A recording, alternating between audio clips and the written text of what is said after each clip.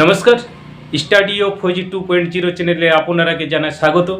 এই নিত্য নতুন ভিডিও পাওয়ার জন্য অর্থাৎ স্টাডি রিলেটেড নিত্য নতুন ভিডিও পাওয়ার জন্য এই চ্যানেলে আপনারা ভিজিট করতে পারেন এবং যারা নতুন যারা এই চ্যানেলটিকে সাবস্ক্রাইব করে নিন, কারণ এখান থেকে অনেক উপকার আপনারা পাবেন এই চ্যানেল থেকে। এটি সাবস্ক্রাইব করে নিন এবং শেয়ার কমেন্ট করুন যাতে আমি একটু মোটিভেট হই, লাইক করুন যাতে আমি মোটিভেট হই এবং মোটিভেট হওয়ার পরে আরও ভালো ভালো ভিডিও দিতে পারি। আজকের যে ক্লাসটা করছে সেটা হচ্ছে সেট 7 হোক, চাই ক্লাস 7-এর স্টুডেন্ট হোক, চাই 8-এর হোক, চাই 9-এর হোক, চাই 10-এর হোক, চাই 11 হোক, চাই 12 হোক, বা আদৌ অন্য কিছু হতে পারে, কেউ কোনো কম্পিটিশনের জন্য প্রিপারেশন নিতে পারে। অর্থাৎ সবার ক্ষেত্রেই আজকের ক্লাসটা প্রযোজ্য।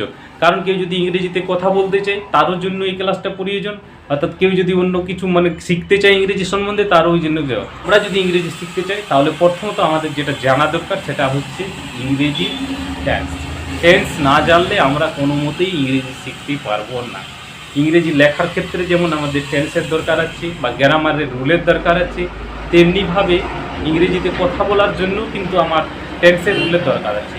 টেন্স ব্যতিরেকে আমরা কিন্তু কথাও বলতে পারবো না এবং ইংরেজি লিখতেও পারবো না। অর্থাৎ টেন্সটা হচ্ছে একটা গুরুত্বপূর্ণ জিনিস। আর আমি যেরকমভাবে টেন্স শেখাবো, তোমরা যদি সম্পূর্ণ ক্লাসটা করো তাহলে দেখতে পাবে যে টেন্স একটা নতুনভাবে শেখা যাচ্ছে, অর্থাৎ নতুন করে শেখার একটা প্রচেষ্টা ফুটে উঠবে এখান থেকে। তোমরা দেখতে থাকো ক্লাসগুলো, আমি করাচ্ছি, ঠিক আছে? তাহলে আমরা তো জানি টেন্স। টেন্স মানে কি হচ্ছে, আমরা টেন্স নিয়ে আলোচনা করছি। টেন্স টেন্স মানে কি হচ্ছে, ক্রিয়ার কাল। বাংলা এটাকে কি বলা হয় দেখা যাবে কিনা নিচে লিখছি। টেন্স টেন্স টেন্স মানে কি হচ্ছে, ক্রিয়ার কাল। ক্রিয়ার কাল ক্রিয়ার কাল। তাহলে টেন্স মানে কি হচ্ছে, ক্রিয়ার কাল। তাহলে ক্রিয়ার কাল, ক্রিয়া মানে কি ইংরেজিতে যেটাকে বলে ভার, ক্রিয়া ভার, অর্থাৎ ক্রিয়ার কাল অর্থাৎ ভার্বের কাল। কোন কালে কথা বলা হচ্ছে, বর্তমান কালে কথা বলা হচ্ছে নাকি অতীতকালে কথা বলা হচ্ছে নাকি ভবিষ্যৎকালে কথা বলা হচ্ছে? তাহলে এটা হচ্ছে ক্রিয়ার কাল অর্থাৎ ক্রিয়া রূপটা পরিবর্তন যেটা, সেটাই। তাহলে আমরা প্রথমত জানছি টেন্স। টেন্সকে আমরা জানি 3 ভাগে ভাগ করা যায়, এটা সকলেরই জানা। যেটা আমরা কি কি জানবো, টেন্সকে 3 ভাগে ভাগ করা যায়। একটা প্রেজেন্ট টেন্স, একটা কি আমাদের present tense, present tense, present tense, আর একটা কি পাস্ট টেন্স, পাস্ট টেন্স, আর একটা কি ফিউচার টেন্স, ফিউচার টেন্স। তাহলে এই যে 3 ভাগে ভাগ করা গেল, একটা প্রেজেন্ট, একটা পাস্ট, একটা ফিউচার, এটা সকলেরই জানা। প্রেজেন্ট মানে কি হচ্ছে, বর্তমানকাল, বর্তমানকাল, বর্তমানকাল। পাস্ট মানে কি হচ্ছে, অতীতকাল, অতীতকাল। আর ফিউচার মানে কি হচ্ছে, ভবিষ্যৎকাল, ভবিষ্যৎকাল। প্রেজেন্ট কাল, প্রেজেন্ট কোনটা, যেগুলো বর্তমানে হচ্ছে সেগুলোই প্রেজেন্ট। যেমন আমি বই পড়ি, আমি বাড়ি যাচ্ছি, আমি খেয়েছি, আমি ভাত খেয়েছি, হ্যাঁ, এগুলো কি হচ্ছে, সব প্রেজেন্ট, বর্তমান কাল। আমি যদি অতীতকাল চলে যাই, অতীত মানে কোনটা, যেটা আগে হয়ে গেছে, কিছু সময় আগেও হতে পারে, কয়েক ঘন্টা আগেও হতে পারে, বা তার থেকে কয়েকদিন আগেও হতে পারে, কয়েক মাস আগেও হতে পারে, কয়েক বছর আগেও হতে পারে। এরকম তো যদি হয়ে থাকে কাজটা, তাহলে সেটাকে আমরা বলি অতীতকাল। যেমন সে রামায়ণ পড়েছিল, কবে পড়েছিল জানা নেই, কিন্তু পড়েছিল। তাহলে কাজটা আগেই হয়ে গেছে, কখন হয়ে গেছে সেটা আমার জানা নেই, বা জানা থাকলেও সেটার মধ্যেই পড়বে যে সে 3 দিন আগে রামায়ণ পড়েছিল, তাতেও হবে। কিন্তু কি হচ্ছে, যে যে কাজটা আগে হয়ে গেছে সেটাকে আমরা কি বলবো, অতীতকাল। আর যেটা এখনো হয়নি, এর পর হবে, যেমন আমি বাড়ি যাব, আমি ভাত খাবো, তাহলে এই সেন্টেন্সগুলো কি পরে হচ্ছে, তাহলে এগুলো কি হবে, ফিউচার। কি হবে, ফিউচার। তাহলে সকলের মধ্যে এই ধারণাটা হয়ে গেল। টেন্স সম্বন্ধে টেন্স 3 ভাগে ভাগ করা যাচ্ছে, প্রেজেন্ট, পাস্ট আর ফিউচার। প্রেজেন্ট কোনটা, পাস্ট কোনটা, ফিউচার কোনটা। আবার বলছি, প্রেজেন্ট মানে কি, যেটা এখন হচ্ছে, বর্তমানে হচ্ছে, সেগুলো কি হলো প্রেজেন্ট। পাস্ট অতীত, যেটা আগে হয়ে গেছে। আর ফিউচার, যেটা এখনো হয়নি, এর পরে হবে, সেটাকে আমরা কি বলবো, ফিউচার। এতটুকু তো সকলেরই জান। চলো এরপর আমরা স্টার্টিং করি প্রেজেন্ট টেন্স। প্রেজেন্ট টেন্স তো হয়ে গেল। প্রেজেন্ট টেন্সের পর এরপর আমরা যাব প্রেজেন্ট টেন্সকে আবার 4 ভাগে ভাগ করেছি। প্রেজেন্ট টেন্সকে আবার 4 ভাগে ভাগ করেছি, আমি একটু আলোচনা করিয়ে দিচ্ছি।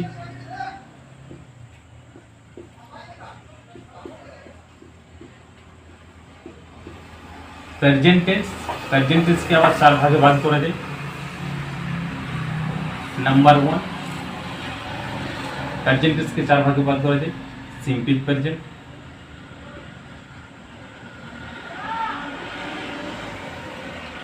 Simple present. Number 2,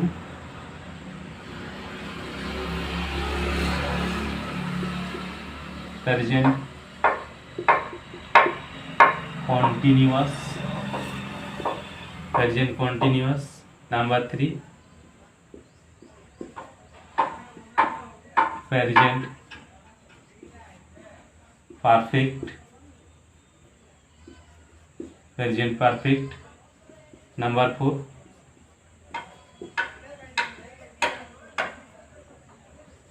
present perfect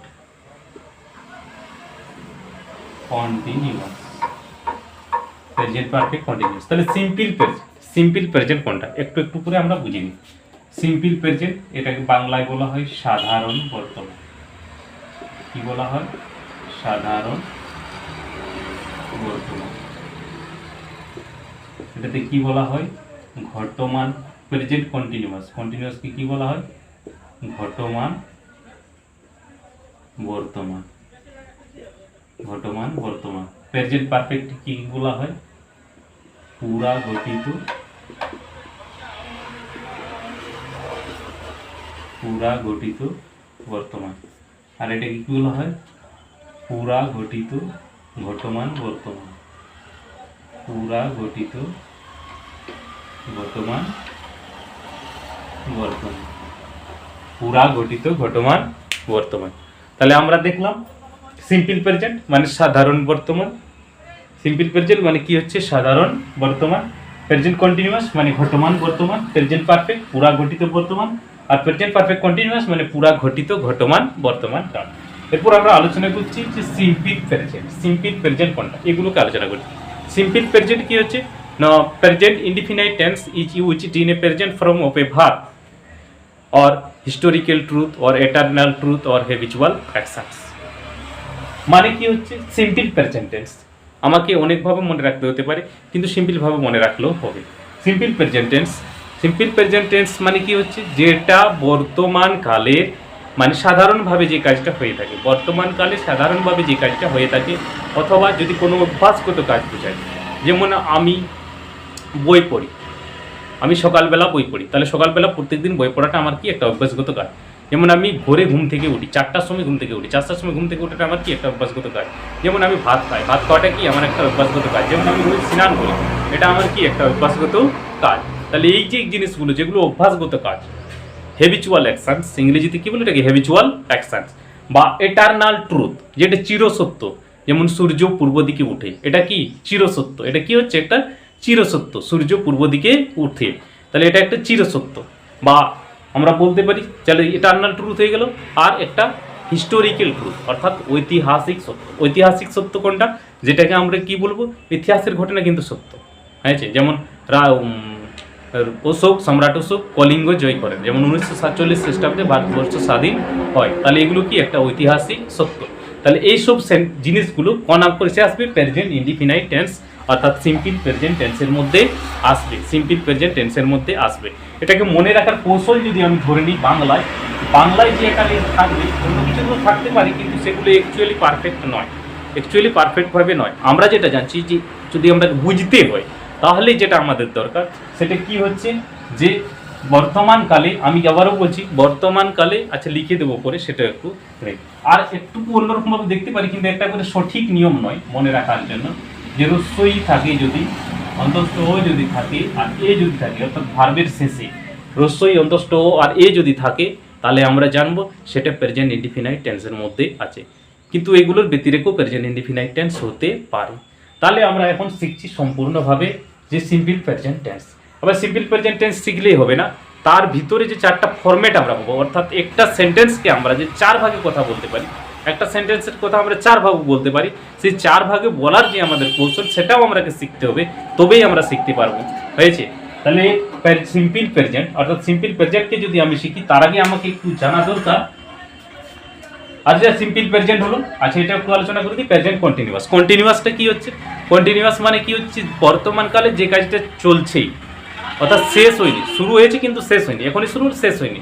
যেমন আমি বাড়ি যাচ্ছি, আমার বাড়ি যাওয়াটা এখনো চলছে, আমার বাড়ি যাওয়াটা এখনো শেষ হয়নি। আমি ভাত খাচ্ছি, আমার ভাত খাওয়াটা এখনো চলছে, ভাত খাওয়াটা এখনো শেষ হয়নি। এটাকে আমরা বলি প্রেজেন্ট কন্টিনিউয়াস। কি বলি? এটাকে প্রেজেন্ট কন্টিনিউয়াস, মানে চলতেই থাকবে কাজটা। আরেকটা কি হচ্ছে প্রেজেন্ট পারফেক্ট। প্রেজেন্ট পারফেক্ট কোনটা? যেটাতে কাজটা শেষ হয়ে গেছে কিন্তু মনে হচ্ছে একটু আগেই হয়েছে, এই একটু আগে হলো। এই যে যেমন আমি ভাত খেয়েছি, আমি ভাত খাইয়ে আছি, কেউ তোমাকে জিজ্ঞাসা করছে তুমি ভাত খেয়েছো, তুমি কি অ্যান্সার দেবে? হ্যাঁ আমি ভাত খেয়েছি। তার মানে কি তুমি এই মাত্র খাবারটা খেয়ে শেষ করেছো, এই কিছুক্ষণ আগে খাবারটা খেয়ে শেষ করেছো। এরকম যখন টার্ম আসে সেটাকে বলে আমাদের প্রেজেন্ট পারফেক্ট, অর্থাৎ পুরা ঘটিত কাজটা কি হয়েছে সম্পূর্ণভাবে ঘটে গেছে কিন্তু বর্তমান কালে আছে, সম্পূর্ণভাবে ঘটে গেছে। বললাম তুমি মনে করো বইটা পড়েছো, কেউ তোমাকে জিজ্ঞাসা করছে তোমার পড়াটা হয়েছে, তুমি বলে হ্যাঁ আমার পড়াটা হয়েছে। তুমি বইটা পড়েছো, কেউ জিজ্ঞাসা করছে, তুমি কি অ্যান্সার দেবে? হ্যাঁ আমি বইটা পড়েছি। তার মানে কি আমি এখন পড়লাম, এই সবে মাত্র। তোমার বই পড়া শেষ হয়েছে না? হ্যাঁ আমার বই পড়া শেষ হয়েছে। তাহলে কি হচ্ছে এটা, এই মাত্র আমার কাজটা হয়ে গেল, এই মাত্র আমার কাজটা হয়ে গেল। তাহলে এরকম জিনিসগুলোকে আমরা কি প্রেজেন্ট পারফেক্টের মধ্যে রাখি। আর প্রেজেন্ট পারফেক্ট কন্টিনিউয়াস কোনটা? যেটার মধ্যে আমাদের কি আছে প্রেজেন্ট পারফেক্ট কন্টিনিউয়াস মানে কোনটা? প্রেজেন্ট পারফেক্ট কন্টিনিউয়াস, অর্থাৎ কাজটা কিছুক্ষণ আগে শুরু হয়েছে, 2 দিন আগেও শুরু হয়েছে, কয়েক ঘন্টা আগেও শুরু হয়েছে, আর এখনও চলছে। এরূপ যদি জুড়ে যায় তাহলে তা বলে প্রেজেন্ট পারফেক্ট কন্টিনিউয়াস টেন্স, অর্থাৎ পুরা ঘটিত ঘটমান বর্তমান, পুরা ঘটিত ঘটমান বর্তমান কাল। অর্থাৎ কাজটা যেমন আমি 2 ঘন্টা ধরে বইটি পড়ছি, তাহলে 2 ঘন্টা আগে আমি কাজটা শুরু করেছি, বই পড়াটা এখনও আমার চলছে। তাহলে এটাকে কি বলা হয়? পুরা ঘটিত ঘটমান বর্তমান কাল। আর কি দেখো এরপর আমি শেখাচ্ছি যে একটা সেন্টেন্সকে, এটা থাক, এটা নিয়ে আলোচনা করব, তো এটা থাক। একটা কথাকে আমরা 4 ভাগে বলতে পারি, এর ব্যতিরেকে নয়। আর সেই টার্মগুলো আমাদেরকে শিখতে হয়, তবে আমরা কথা বলতে পারবো, আর নাহলে কিন্তু আমরা কথা বলতে পারবো না। কেমন? চলো দেখিয়ে দিচ্ছি সেটা। এটা আমার থাকে, চলো দেখিয়ে দিচ্ছি। যেমন একটা কথা আমরা এরকম বলতে পারি, একটু উপরে নিচ্ছি, আমি ফুটবল খেলি। তাহলে এই যে বললাম আমি ফুটবল খেলি, এটা আমার কি হলো? বিবৃতিমূলক বাক্য বা স্টারেটিভ বা স্টেটমেন্ট, আমরা যেটাই বলতে পারি। তাহলে আমি ফুটবল খেলি। এবার এই কথাটাকে এরকম ভাবে আমি বলতে পারি যে আমি ফুটবল খেলি না। তাহলে এটা নেগেটিভ হয়ে গেল না বাচক। এরপর এটাকে এরকম ভাবে বলতে পারি, আমি কি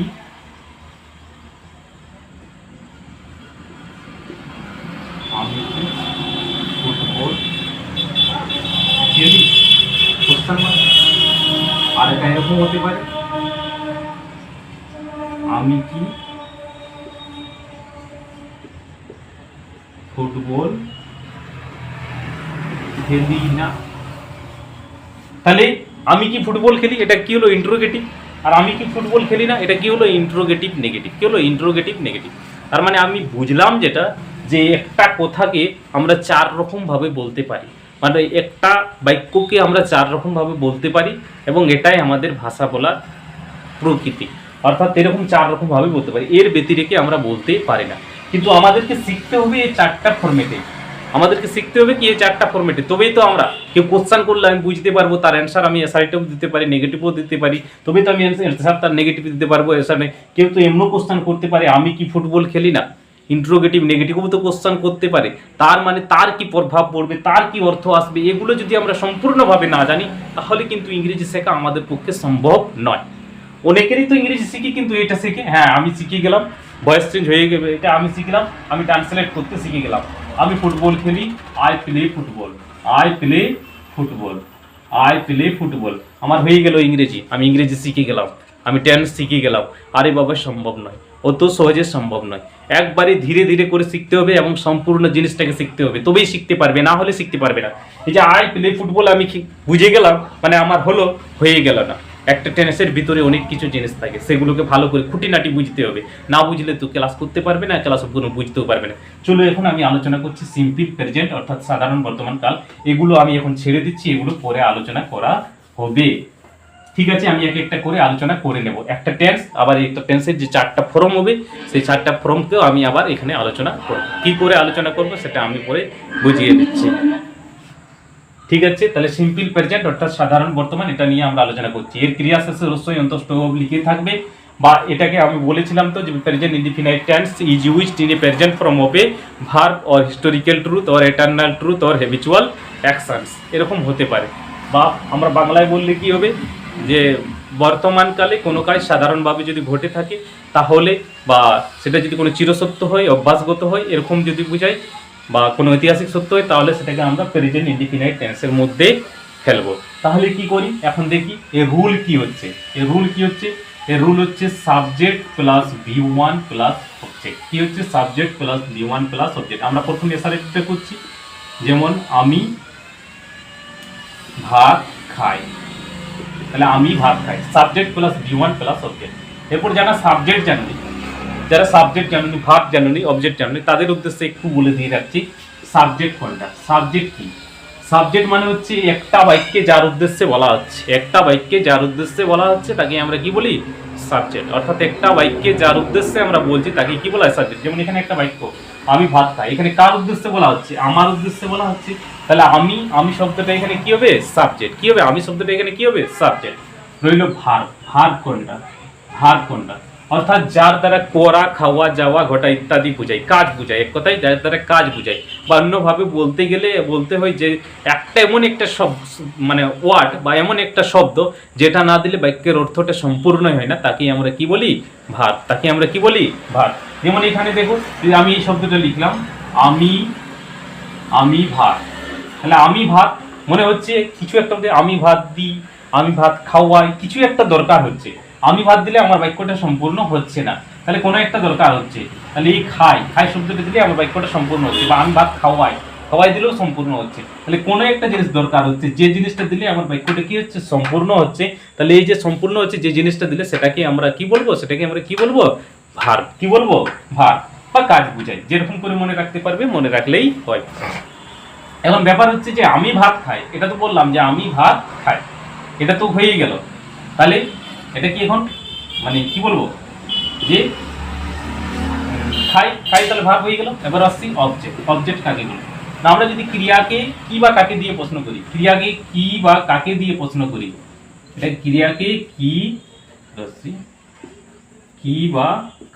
প্রশ্ন করি, তাহলে উত্তরে যে পাওয়া যায় সেটাকে আমরা যদি কি খাই, ভাত খাই, অ্যান্সার কি পাচ্ছি? ভাত।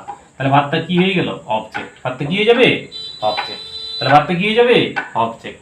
তাহলে এই হলো সাবজেক্ট, ভার্ব, অবজেক্ট। যদি না বুঝতে পারো আবারও একবার বলে দিচ্ছি, সাবজেক্ট মানে কি হচ্ছে? বাক্যে যার উদ্দেশ্যে বলা হয়। একটু আমি বলুন লিখে দিচ্ছি এখানে, যারা জানো না তারা এটাও জানো। বাক্যে যার উদ্দেশ্যে বলা হয়, অত সকল লিখতে পারবো না, একটু লিখে দিচ্ছি। বাক্যে যার উদ্দেশ্যে বলা হয়। ভার্ব কাকে বলে? ভার্ব কি হচ্ছে? কাজ বুঝালে, এক কথায় কাজ বুঝালে, বা বুঝালাম তো অন্যভাবে, যার দ্বারা বাক্যের অর্থ সম্পূর্ণ হয়। আর কি বা কাকে দিয়ে প্রশ্ন করলে উত্তরে যা পাওয়া যায় তাকে কি বলা হয়? অবজেক্ট বলা হয়। সাবজেক্টটাকে ওরকম ভাবে ভাবতে হয়, কে বা কারা দিয়ে প্রশ্ন করলে উত্তরে যে পাওয়া যায়, কে খায়, আমি খাই, এরকম ভাবেও বার করা যায়। তাই যাই হোক, কোনো একটা মনে রাখলেই হবে, সেটা নেই। তাহলে এখানে কি হচ্ছে? আমি ভাত খাই। কি হলো? আমি ভাত খাই। তাহলে এটাকে ট্রান্সলেট করতে হবে, আগে সাবজেক্ট, তারপর ভার্ব, তারপর ভার্বের এক নাম্বার রূপ, তারপর অবজেক্ট। তাহলে আগে সাবজেক্ট মানে কি হচ্ছে? সাবজেক্ট কি হচ্ছে? আমি। তাহলে আমি ইংরেজি কি হচ্ছে? আই। তারপরে ভার্ব বসাতে, ভার্বের এক নাম্বার রূপ খাওয়া, ইট মানে কি? খাওয়া। ইট মানে কি হচ্ছে? খাওয়া। ইটের 2 নাম্বার কি হচ্ছে? এক। 3 নাম্বার কি হচ্ছে? ইটের।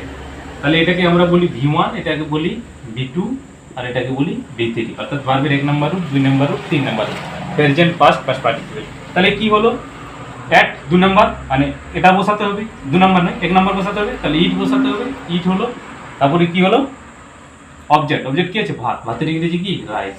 তাহলে হয়ে গেল সাধারণভাবে সাবজেক্ট, V1, অবজেক্ট। তার মানে এটা নয় যে আমি প্রেজেন্ট ইনডিফিনাইট টেন্স শিখে গেলাম বা সিম্পল প্রেজেন্ট টেন্স শিখে গেলাম। অনেক বাকি আছে, এখানে অনেক শেখার জিনিস আছে, যেগুলো শিখতে হবে, সেগুলোই তো শেখাবো। ধৈর্য ধরে সম্পূর্ণ ভিডিওটা দেখো। নাও এরপর তোমরা একটা করে দেবো, আমি দিচ্ছি করতে। এটা তো হয়ে গেল, এবার তোমরা একটা করো।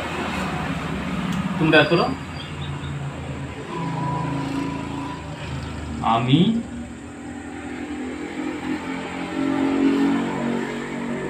কুকুরটিকে খাওয়াই। এটা করতে দিলাম তোমাদেরকে, তোমরা করো। আমি কুকুরটিকে খাওয়াই, এটা তোমরা করো। দেখছি কি করে দেখাচ্ছি। তাড়াতাড়ি করো, দেরি করো না, তাড়াতাড়ি করো। আমি দেখছি তো কে কি করে দেখাচ্ছি, তাড়াতাড়ি করো। দেরি করবে না কিন্তু, সময় বেশি নেই, তাড়াতাড়ি করো। হয়েছে? হয়ে গেছে। কি লিখেছো? কি লিখেছো বলো, কি লিখেছো? আমি তোমার কাছে যাবো না, তুমি বলো কি লিখেছো। হ্যাঁ, কি লিখেছো? I, I. তারপরে কি লিখেছো? Eat, eat. তারপরে কি লিখেছো? The dog, the dog. আচ্ছা, বাকিগুলো তোমরা কি কি লিখেছো? এটাই সকলেই, সকলে এটাই লিখেছো? হ্যাঁ, সকলেই? তোমরাও, তোমরা সকলে এটা লিখেছো? সব ছেলে মেয়ে সকলে এটা লিখেছো? এতগুলো ছেলে মেয়ে সবাই এরকম লিখেছো? ঠিক ঠিক। দেখো কি লিখেছো, এরপর দেখো। এটার জন্যই তো বললাম যে ইংরেজি শিখতে হবে।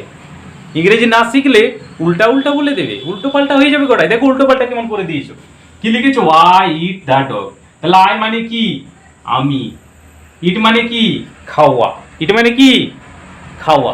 তাহলে খাওয়া, তাহলে আমি, আর ইট মানে কি? খাওয়া। অর্থাৎ তাহলে আমি কি খাওয়া বলবো? আমি খাই। কি বলবো? আমি খাই। দ্য ডগ মানে কি? কুকুর। তাহলে কি লিখে ফেললে? আমি কুকুর খাই। আমি কি বললাম? আমি কুকুরটিকে খাওয়াই। আর তুমি লিখে দিলে আমি কুকুর খাই। তাহলে কি বললাম? ইংরেজি সহজে শেখা যাবে না, ধীরে ধীরে করে একটু একটু করে ইংরেজিটা শিখতে হবে। আর তোমরা কি লিখে ফেলবে দেখো, আমি কুকুর খাই। আরে বাবা, এটা করতে আমি বলেছিলাম যে আমি কুকুর খাই? এটা তো বলিনি, আমি বলেছিলাম আমি কুকুরটিকে খাওয়াই। তাহলে নিজে খাওয়া এবং অপরকে খাওয়ানোর মধ্যে যেমন ডিফারেন্ট আছে, সেরকম কিন্তু শিখতে হবে। আমি নিজে খাই তাহলে ইট, অপরকে যখন খাওয়াবো তখন কি হবে? সেটা ফিড। কি হয়ে যাবে? ফিড। তাহলে বুঝতে পারছো নিজে খাওয়া অপরকে খাওয়ানোর মধ্যে ডিফারেন্টটা কি। ইট, ইট যে শিখলাম, ইট মানে কি? খাওয়া। ইট মানে কি? খাওয়া। হয়েছে 2 নাম্বার এড, 3 নাম্বার ইট। একবার লিখেছিলাম মনে হয়। আর ইট শিখলাম, এরপরে বলি কি? খাওয়া। মানে নিজে, এটা যখন আমরা নিজে খাবো তখন ইট হবে, আর যখন কাউকে খাওয়াবো তখন কি হবে? সেটা ফিড। কি হবে? Feed. 2 number feed, 3 number fat বলতে পারো। Feed, feed, feed, feed, feed. তাহলে অন্য কাউকে যখন খাওয়াবো তখন কি হবে? ফিড। তাহলে আমি কুকুরটিকে খাওয়াই, কি হবে? I feed the dog. I feed the dog. কি হবে? I feed the dog. তাহলে বুঝতে পারছো ইংরেজি শিখতে গেলে অনেক কিছু মনে রাখতে হবে, অনেক কিছু শিখতে হবে। এবং ইংরেজি শুধু এটা কথা বলতে শিখাবে না, ইংরেজি কথা বলতে শিখবে। এরকম করলে ইংরেজিতে কথা বলতেও শিখবে, তার সাথে সাথে গ্রামাটিকের রুল শিখবে এবং লিখতেও শিখবে। তাহলে তোমার দুটো জিনিস পারফেক্ট হবে। শুধু কথা বললেই হবে না বা শুধু লিখলেই হবে না, দুটো জিনিসই তোমার উপর থাকা চাই। তোমাকে ইংরেজিতে কথাও বলতে হবে এবং তোমাকে ইংরেজিতে লিখতেও শিখতে হবে। এটা আগে প্রথমে এটা চাই, এই কৌশলটা প্রথমে চাই, তাহলেই তুমি ইংরেজি শিখতে পারবে। অর্থাৎ ইংরেজি কোনো কিছু কম্পিটিশন পরীক্ষায়ও তুমি সব কিছু বুঝতে পারবে এবং সব কিছু করতে পারবে যদি এগুলো করো। তাহলে তাহলে এটা হয়ে গেল, আমি কুকুরটিকে খাওয়াই, কি হবে? I feed the dog. তাহলে এটা বুঝতে পারছো। এরপর তোমাদেরকে আরেকটা করতে দিচ্ছি, তোমরা কি করছো আমি একটু দেখে নিই। চলো তাড়াতাড়ি করবে কিন্তু, দেরি করবে না। এই রুলেই দিচ্ছি, আছে এই রুলেই দিচ্ছি, চলো করে নাও। লিখো, একবারে সিম্পল সেন্টেন্স দিচ্ছি। সে কাজটি করে, সে কাজটি করে। আমি তো বললাম অনেক কিছু শিক্ষার জিনিস আছে এই টেন্সের মধ্যে, শিখতে হবে ভালো করে, ধৈর্য ধরে শিখতে হবে, সম্পূর্ণ ভিডিওটাকে দেখতে হবে। আর বা যারা আমার সাথে আছে ক্লাসে তাদেরকেও সম্পূর্ণ ক্লাসটা করতে হবে, নাহলে কিন্তু কোনো কিছুই বুঝতে পারবে না। তাহলে সে কাজটি করে, এটাকে ট্রান্সলেট করো, তাড়াতাড়ি করো, দেরি করো না, একবার তাড়াতাড়ি করো, তাড়াতাড়ি। আমি দেখছি, মাত্র কয়েক সেকেন্ড সময় দেবো, বেশি সময় দেবো না। হয়েছে? হয়েছে? কার হয়েছে? তোমার হয়েছে? বলো বলো, কি হয়েছে? কি হয়েছে? কি লিখেছো? তাড়াতাড়ি বলো। হি, আচ্ছা হি, ঠিক আছে, ছেলে মেয়ে কোনো বলা নেই, হিও লিখতে পারে, ট্রিও লিখতে পারে। যাই হোক, হি হলো, তারপর কি করেছো? ডু, তারপর দ্য ওয়ার্ক। তাহলে কি হলো? He do the work. He do the work. তুমি ভাবছো আমি তো ঠিকই লিখেছি, আগে সাবজেক্ট লিখেছি, তারপর ভার্ব লিখেছি, তারপর অবজেক্ট লিখেছি, একবারেই করা, এতু করা, ডু ডি ডান। ঠিক আছে, হ্যাঁ ঠিক আছে, কিন্তু ভুল আছে। আমি বলবো ভুল আছে, গ্রামাটিক্যাল ভুল আছে। কারণ এই টেন্সে আমাদের একটা কথা বলা হয়েছে, যদি আমাদের সাবজেক্টটা থার্ড পারসন সিঙ্গুলার নাম্বার হয় তাহলে ভার্বের শেষে এস বা ইএস যোগ হয়। অর্থাৎ s oblique es is added to the verb, s oblique es is added to the verb when the subject is third person singular number. অর্থাৎ যখন আমাদের সাবজেক্টটা থার্ড পারসন সিঙ্গুলার নাম্বার হয় তখন আমাদের ভার্বের শেষে এখানে এস বা ইএস যোগ করা হয়। তাহলে বুঝো এরপর ঠেলা কোথায় চলে গেলে। তুমি বললে আমি টেন্স শিখে গেলাম, দেখো কোথায় শিখলে, এই তো শিখলে টেন্স। শিখলে কি এখন কত ভিতরে যেতে হবে? বলছে থার্ড পারসন সিঙ্গুলার জানতে হবে, তাহলে পারসন জানতে হবে, সিঙ্গুলার জানতে হবে, সিঙ্গুলার প্লুরাল জানতে হবে, তাহলে মানে জেন্ডারও জানতে হচ্ছে। তাহলে বুঝে দেখো এরপর কোথায় যেতে হবে। হবে তো না, একটা জিনিস শিখতে গেলে ওর সাথে অনেকগুলো সম্পর্ক চলে আসে, সেগুলোও সাথে সাথে শিখে নিতে হয়, তবেই শিক্ষাটা সম্পূর্ণ হয়, নালে কিন্তু হবে না। তাহলে এখন আমরা শিখে নিতে হবে যেটা এরকম হবে না, এখানে ইয়েস যোগ হবে। কি যোগ হবে? Yes. He does the work, তবে সেন্টেন্সটা ঠিক হবে, না হলে কিন্তু সেন্টেন্সটা ঠিক হবে না। তাহলে তো তোমাকে শিখতে হবে যে কোথায় ইয়েস ব্যবহার করা হয়, কোথায় ইয়েস ব্যবহার করা হয়। নকটি এমনিতেই কোনো মানে এমনিতেই বসিয়ে দেবে যে হ্যাঁ এখানে ইয়েস এখানে ইয়েস, চলবে তো না।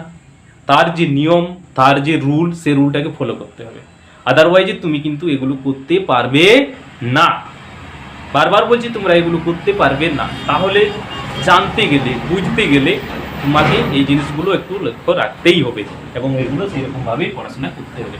চলো আমি শিখিয়ে দিচ্ছি সেইগুলো। তাহলে এতটা তো হয়ে গেছে, এটা আমি একটু মুছাচ্ছি, তারপর এগুলো শিখিয়ে দিচ্ছি কিভাবে বানাতে হয়। তাহলে প্রেজেন্ট ইনডিফিনাইট টেন্স সম্বন্ধে আমাদের আলোচনা হচ্ছিল, তাতে আমরা চলে যাব ওইখানে যেটা আমাদের থাকার কথা, যে as oblique es is added, as oblique es is added to the verb when the subject is third person singular number। মানে এই টেন্সের ক্ষেত্রে এটা ব্যবহার করা হয়, বাকি টেন্সে নয়। তাহলে কি বলা হলো? as oblique es is added to the verb when the subject is third person singular number, অর্থাৎ s আর es টা ব্যবহার করা হয় যখন আমাদের সাবজেক্টে কি হয়? Third person singular number. তাহলে আমরা বুঝে নিতে হবে, তাহলে আগে বুঝে নিতে হবে থার্ড পারসন সিঙ্গুলার নাম্বার। তাহলে ফার্স্ট পারসন কোনগুলো? পারসনের একটা আমি ছবি বানিয়ে দিচ্ছি। পারসন, এখান থেকে পারসন সিঙ্গুলার প্লুরাল আমরা সব কিছু শিখে নেব। তাহলে এটা তো বোঝা গেল, এখান থেকে পারসন সিঙ্গুলার প্লুরাল সব কিছু শিখে নেব এই একটা ছবির মাধ্যমে। এরকম ভাবে একটা ছক বানালাম।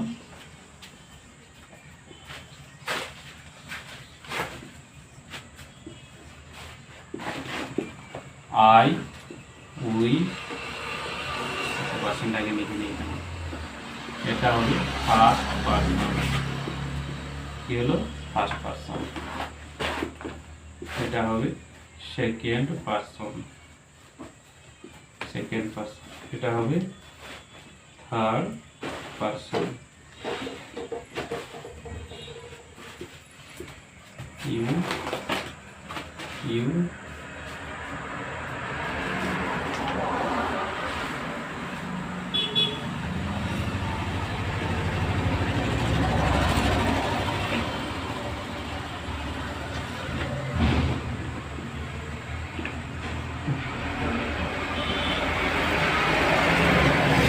Third person. তাহলে I we first person, you you second person, বাকি যেগুলো থাকছে সেগুলো থার্ড পারসন। সেগুলো সকলগুলো কি হচ্ছে? Third person. He she Ram Jadu Madhu যা থাকবে সবগুলো কি হয়ে যাবে? Third person. তাহলে ফার্স্ট পারসন কোনগুলো হলো? আই আর উই, মানে আমি আমরার মধ্য দিয়ে যতগুলো ওয়ার্ড সেগুলো সব কি হলো? First person. আর ইউ ইউ তুমি তোমরা এগুলো কি হলো? Second person. বাকিগুলো কি হলো? Third person. এবার এটা দুটা ফরম্যাট, একটা সিঙ্গুলার একটা প্লুরাল। তাহলে এটাকে আমি মুছে দিচ্ছি, এটাকে মুছার পর উপরে লিখে দিচ্ছি।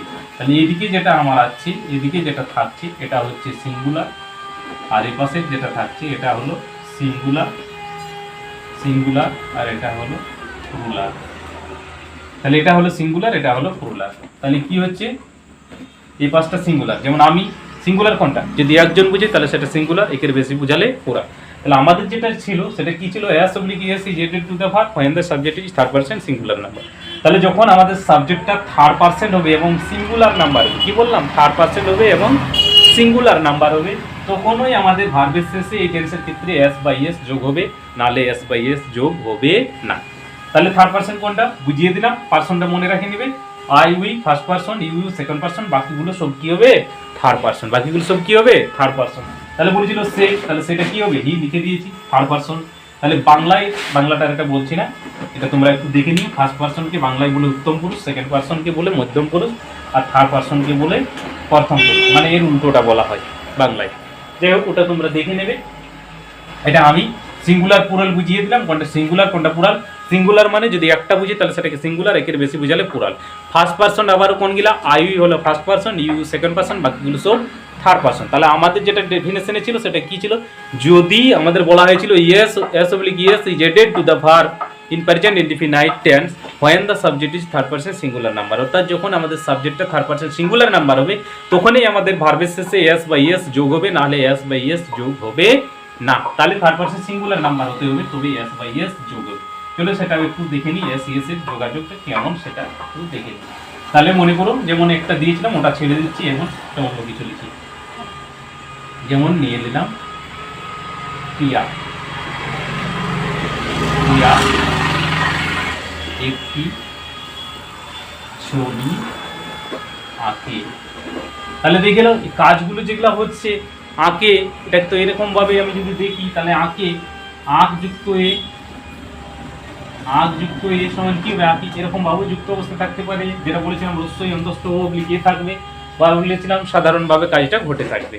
তাহলে কি হচ্ছে, প্রিয়া একটি ছবি আঁকে। তাহলে আমার যেটা রুল ছিল, রুল তো আমার মনে আছে যে সাবজেক্ট V1 অবজেক্ট। তাহলে সাবজেক্ট এখানে কি হচ্ছে, প্রিয়া, সাবজেক্ট কি হচ্ছে প্রিয়া, তাহলে প্রিয়া, তারপর কি প্রিয়ার পর ভাব দিতে হবে আঁকি। আঁকার ইংরেজি কি, এক নাম্বার বলে, এক নাম্বার কি আঁকার ইংরেজি কি হচ্ছে আঁকা, ড্র, এক নম্বর কি হচ্ছে ড্র, 2 নম্বর ভিউ, 3 নম্বর ড্রন, 3 নম্বর কি হলো ড্রন। তাহলে প্রিয়া, এবার আঁকা, আঁকার ইংরেজি কি ড্র, আঁকার ইংরেজি কি ড্র, DRAW ড্র। তাহলে এখানে কি হবে, যেহেতু প্রিয়াটা কি হচ্ছে থার্ড পারসন সিঙ্গুলার নাম্বার, আবার তো আমি বলে দিচ্ছি প্রিয়াটা কি হচ্ছে থার্ড পারসন সিঙ্গুলার নাম্বার, মানে আমি তো বলে দিলাম আই আর we first person, you second person, বাকিগুলো সব কি হবে থার্ড পারসন, বাকিগুলো সব কি হবে থার্ড পারসন। তাহলে প্রিয়াটা কি থার্ড পারসনের মধ্যে পড়ছে। এবার থার্ড পারসনের দুটা মানে এমনিভাবে ভাগ করেছিলাম, একটা সিঙ্গুলার একটা প্লুরাল। তাহলে যদি সিঙ্গুলার, তাহলে প্রিয়া মানে কজনকে বুঝাচ্ছে, একজনকে, তাহলে সিঙ্গুলার, তাহলে নিশ্চয়ই এটা কি হচ্ছে থার্ড পারসন সিঙ্গুলার। তাহলে থার্ড পারসন সিঙ্গুলার যদি হয় তাহলে বলে দিলাম ভার্বের শেষে কি হবে এস বাই এস যোগ হবে। তাহলে এখানে কি যোগ হবে, এস যোগ হবে না ইয়েস যোগ হবে, বলো কি যোগ হবে, এস না ইয়েস, এস কি ইয়েস। আচ্ছা ঠিক আছে, তোমাদের যার যেটা ধারণা সেটাই তো বলবে, বাট এখানে এস যোগ হবে, কি যোগ হবে এস যোগ হবে। তারপরে কি হচ্ছে একটি ছবি, একটি ছবি ইংরেজি কি হচ্ছে পিকচার, এ কি হবে পিকচার। কিন্তু এখানে যদি থাকতো যে তারা মাছ ধরে, তারা মাছ ধরে, সেখানে কিন্তু ভার্বের শেষে এস বা ইয়েস যোগ হবে না, হয়েছে। তখন কি বলবো, দে ক্যাচ ফিশ, তারা মাছ ধরে, সেখানে বলবো না, ওটা বলবো না যে ওখানে ওরকম ভাবে, যে ওরকম ভাবে বলা যেতে পারে না যে এখানে ইয়েস যোগ হবে বা এস যোগ হবে, কারণ দেটা যদিও থার্ড পারসন কিন্তু সেটা কি প্লুরাল ফর্ম, কি হচ্ছে প্লুরাল ফর্ম, সেখানে হবে না। থার্ড পারসন সিঙ্গুলার হলেই এই রুলটা হবে, এস বাই এস যোগ হবে, তাহলে হবে না। তাহলে আমরা কি জানতে হবে এরপর, use of S oblique yes, মানে কোথায় আমাদের এস ব্যবহার করা হবে, কোথায় ইয়েস ব্যবহার করা হবে সেটা জানতে হবে। না জানলে তো এরকম করে বসাতে পারবে না, তোমরা কেউ বলছো ইয়েস, কেউ বলছো এস, তাহলে আমি কোনটা বসাবো, আমি কোনটা বসাবো, আমি তো ডিসাইড করতে পারবো না না জানলে। তাহলে আমরা কি জানতে হবে কোথায় ইয়েস ব্যবহার করা হয় আর কোথায় ইয়েস ব্যবহার করা হয়। অনেক জায়গায় ইয়েস ব্যবহার করা হয়, যেমন es is added to the verb when the verb is ended with vowel, যখন ভাওয়েল দিয়ে আমাদের ভাবটা শেষ হয়, যখন ভাওয়েল দিয়ে আমাদের ভাবটা শেষ হয় তখন সেখানে কি ইয়েস ব্যবহার করা হয়। কি ব্যবহার করা হয়, ইয়েস মানে যোগ করা হয়। যেমন ভাবটা আমার, আচ্ছা অত সকল লিখছি না আর অত সকল বলছিও না, অনেক সময় লেগে যাবে, একটু শর্টকাট করে লিখে দিচ্ছি আর শর্টকাট করে বলে দিচ্ছি। আমি লিখে দিচ্ছি যে use S oblique yes, s oblique yes এর ব্যবহার, আমি প্রথমত ইয়েস এর ব্যবহার লিখছি, হ্যাঁ ইউজ ইয়েস, কোথায় কোথায় ইয়েস ব্যবহার করা হয়, কয়েকটা টার্ম মনে রাখলেই হবে, বাকি অত সকল ভাষা লেখার দরকার নেই। আর অতটা মনে রাখার জিনিসটা কৌশল এইটুকু, ইয়েসটা কোথায় কোথায় ব্যবহার করে এটাই মনে রাখার দরকার, তোমার টার্মটা মনে রাখার দরকার নেই, এই টার্মটা মনে রাখার দরকার নেই যে es is added to the verb when the verb is ended with vowel, এরকম মনে রাখার কোনো দরকার নেই, হ্যাঁ। বা es is added to the verb when the verb is ended with CH এরকমভাবে মনে রাখার কোনো দরকার নেই। আমি যেটা বলছি এতটা মনে রাখার ইংরেজি কোনো দরকার নেই, বিষয়টা মনে রাখতে কীরকমভাবে।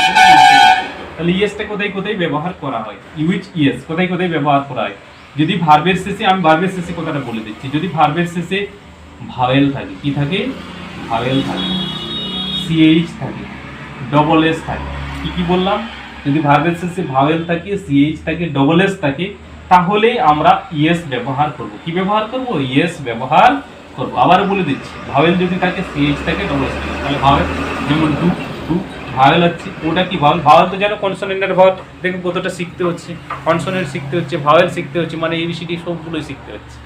কনসোনেন্ট শিখতে হচ্ছে, ভাওয়েল শিখতে হচ্ছে। তাহলে তোমরা তো জানো ছোটবেলা থেকে ভাওয়েল কোনগুলো, কনসোনেন্ট কোনগুলো, এগুলো সকলেরই জানা। ভাওয়েল 5টা আমাদের আছে, এ ই আই ও ইউ, বাকিগুলো সব কি কনসোনেন্ট। তাহলে ভাওয়েল যদি থাকে তাহলে ওটা কি হবে? ভাওয়েল। তাহলে ভাওয়েল থাকলে আমার কি হবে? ক্রিয়া শেষে কি হবে? ইএস যোগ হবে। কি যোগ হবে? ইএস যোগ হবে। বা যেমন ক্যাচ সিএটি সিএইচ, অর্থাৎ ভার্বের শেষে যদি সিএইচ থাকে তখন সেখানে কি যোগ হবে? সিএইচ থাকলে ইএস যোগ হবে। বা ভার্বের শেষে মনে করো যদি ডবল এস থাকে, ডিসকাস, ডবল এস আছে, তাহলে সেই ক্ষেত্রে কি হবে? ডিসকাসেস, ইএস যোগ হবে। তাহলে কোথায় কোথায় ইএস যোগ হবে? যদি শেষে ভাওয়েল থাকে। কিন্তু ভাওয়েলের মধ্যে একটা জিনিস মনে রাখবে, যেমন লাইট, লাইট আমি নিয়ে দিলাম, লাইট, লাইট। তাহলে লাইট হচ্ছে, লাইকের শেষে আমাদের ইটাও ভাওয়েল, কিন্তু এই ক্ষেত্রে মনে রাখবে ব্যতিক্রম, যে এখানে শুধু এস যোগ হবে। কি যোগ হবে? এস যোগ হবে, কারণ এটা আগে থেকেই যাচ্ছে, যার জন্য এখানে এস যোগ হবে। ভাওয়েল থাকবে, কিন্তু ভাওয়েল 5টা, তো 5টার মধ্যে ই যদি থাকে তাহলে শুধুমাত্র এস যোগ হবে। তখন আবার ইএস যোগ করো না, ডবল ই হয়ে যাবে, ইএস যোগ হবে না, তখন শুধুমাত্র এস যোগ হবে। এটাও মনে রাখবে। আর কোথায় যোগ করা হয়? আচ্ছা, এটা স্ক্রিনশট নিয়ে নাও, যদি স্ক্রিনশট নেবে তো এটা স্ক্রিনশট নিয়ে নাও, আমি পরেরটাতে যাবো। না স্ক্রিনশট নিয়ে নাও, 1 মিনিট সময় দিচ্ছি, 1 মিনিট কেন, কয়েক সেকেন্ড হয়ে গেছে। চলো এটা বুঝাচ্ছি। আর কোথায় ব্যবহার করা হয়? আর জায়গায় ব্যবহার করা হয় ইয়েস, সেটা যদি আমাদের মানে ভার্বের শেষে ওয়াই থাকে, শেষে কি থাকবে? ওয়াই থাকবে, কিন্তু একটু লিখে দিচ্ছি, কিন্তু তার আগে কনসোনেন্ট থাকবে। কি কনসোনেন্ট থাকবে? এটা একটু লিখে দেবে, কনসোনেন্ট থাকবে। আর একটু লিখে দিচ্ছি, তাহলে ওয়াইটি আই হয়ে যাবে, এবং ইএস যোগ হবে, তাহলে কি বলে দিলাম? যদি আমাদের ভার্বের শেষে ওয়াই থাকে মানে কেমন? যেমন আমি একটা নিলাম, মেরি, MARR, মেরি শব্দের ম্যাটার। তাহলে বলা হচ্ছে ভার্বের শেষে যদি ওয়াই থাকে, এখানে ভার্বের শেষে ওয়াই আছে এবং তার আগে কনসোনেন্ট থাকে, তার আগেটা দেখতে হবে, তার আগে মানে এদিকে নয়, তার আগে, ঠিক আগে যে আমার ওয়ার্ড নয়, যে লেটারটা থাকবে। তাহলে ওয়াই এর আগে আমার কি লেটার আছে? আর আরটা আমার কি হচ্ছে? একটা কনসোনেন্ট। তাহলে কি বলা হলো? শেষে ওয়াই থাকবে এবং তার আগে কনসোনেন্ট থাকবে, তবেই এই রুলটা কাজে লাগবে, না হলে কিন্তু এই রুলটা হবে না। তাহলে দেখো শেষে ওয়াই আছে এবং তার আগে কনসোনেন্ট কি আছে? আর। তো কি বলবো? ওয়াই থাকবে এবং তার আগে কনসোনেন্ট কি থাকবে? আর থাকবে। তাহলে আমার তো শেষে ওয়াই আছে এবং তার আগে কনসোনেন্ট আর আছে, মানে কি আমার তার আগে আমার আরটা কি হচ্ছে? কনসোনেন্ট আছে। বলা যাচ্ছে ওয়াই থাকবে কিন্তু তার আগে একটা কনসোনেন্ট থাকবে, তার আগে অবশ্যই কনসোনেন্ট আছে, তাহলে আমার রুলটা ফুলফিল হয়ে গেছে। সেই ক্ষেত্রে কি হবে? তাহলে ওয়াইটি আই হয়ে যাবে। তাহলে ইএস যোগ করার সময় সেই ক্ষেত্রে কি হয়ে যাবে? ওয়াইটি আই হয়ে যাবে। দেখো MARR আর ওয়াইটা কি হলো? আই হয়ে গেল এবং ইএস যোগ হয়ে যাবে। তাহলে সেই ক্ষেত্রে ওয়াইটা আই হয়ে যাবে এবং ইএস যোগ হয়ে যাবে। কিন্তু মনে করে এরকম যদি থাকে, প্লে, PLAY, প্লে, এখানে প্লে শেষে ওয়াই আছে কিন্তু তার আগে কি আছে? তার আগের লেটারটা কি বলে? ভাওয়েল থাকলে কিন্তু শুধু এস এই যোগ হবে। কি যোগ হবে? এস যোগ হবে। তাহলে শিখে গেলে সম্পূর্ণভাবে ইএস এর ব্যবহারটা। বাকি ক্ষেত্রে কি এস যোগ করা হয়, তো ওটা তো লিখে নিলেই হয়। এরকম ইএসটা মনে রাখলে বাকিটা ছেড়ে দিলে বাকি ক্ষেত্রে কি এস যোগ করা হয়। কি যোগ করা হয়? এস যোগ করা হয়। তাহলে শিখে গেলে সম্পূর্ণভাবে এস আর ইএস এর ব্যবহার শিখে গেলে, তাহলে অনেক দূর হয়ে গেল। হ্যাঁ, তাহলে এরপর বসাতে পারবে কোথায় এস আর কোথায় ইএস। আমি এটা মুছে দিচ্ছি, ঠিক আছে, এরপর এটা মুছে দিলাম। তাহলে এরপর আরামসে বসাতে পারবে কোথায় এস আর কোথায় এস বসাতে হয় আর কোথায় ইএস বসাতে হয়। তাহলে আজকের ক্লাসটা আমরা এখানেই রাখছি। পরের দিন আমরা ইন্ট্রোগেটিভটা শুরু করব। অর্থাৎ ইন্ট্রোগেটিভ হচ্ছে আমি কি, ওই যে কোশ্চেন আমাদের দু ধরনের হয়, বাংলাতে কোশ্চেন হয়, একটা রশ্মি একটা দীর্ঘি, এখান থেকে শুরু করব। আর যারা নতুন তাদেরকে আবারও বলছি চ্যানেলটা সাবস্ক্রাইব করে নিও, কারণ সম্পূর্ণ জ্ঞান পাওয়ার জন্য, অর্থাৎ ইংরেজিতে বা অন্যান্য সাবজেক্টও সম্পূর্ণ জ্ঞান পাওয়ার জন্য আমাদের আগামী দিনে মানে অন্যান্য সাবজেক্টগুলো আমাদের শুরু হয়ে যাবে। তার জন্য তোমরা এটা সাবস্ক্রাইব করে নিয়ে চ্যানেলটা, আর যারা মানে একটু লাইক, শেয়ার, কমেন্ট এগুলো করতে ভুলো না। আর তোমাদের কী ধরনের আরও কন্টেন্ট দরকার সেগুলো আমাকে যদি জানাও এই কমেন্টের মাধ্যমে, তাহলে আমি সেই ধরনের বা কোন কোন সাবজেক্ট পড়তে চাও, কোন ক্লাসের সাবজেক্ট পড়তে চাও সেগুলো বলো, তাহলে আমি সেই সব বিষয়গুলো এবং সেই ক্লাসেরগুলো জানিয়ে দেবো এবং সেগুলো ক্লাসগুলো করে দেবো, একটা করে ক্লাস করতেই থাকবো। তোমরা যতখানি আমাকে কমেন্ট করে বলবে আমি ততখানি ক্লাস করব। আচ্ছা, আজকে এখানে রাখছি। ভিডিওটা দেখার জন্য আপনাদেরকে অসংখ্য ধন্যবাদ। Thank you.